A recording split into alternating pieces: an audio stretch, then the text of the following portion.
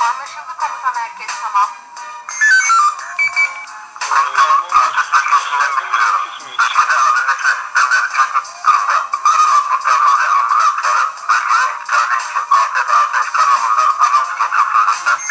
Komuta 9 konuşuyor. Afet Asayiş kanalındaki tüm istasyonların dikkatine.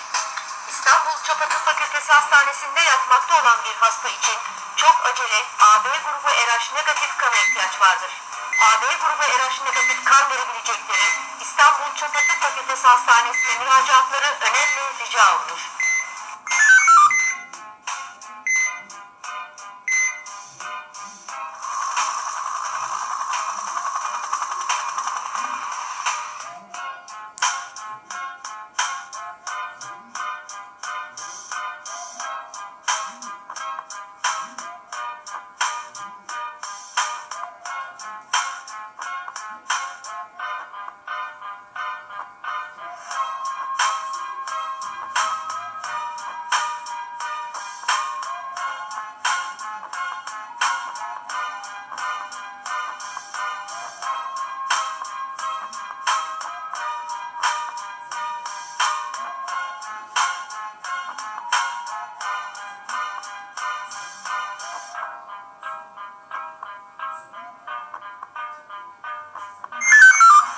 Afet ve Asayiş kanalı, dünya üzerinde 7 gün 24 saat kesintisiz telsiz ve mobil istasyonları ile yayın yapan bir sivil toplum hareketidir.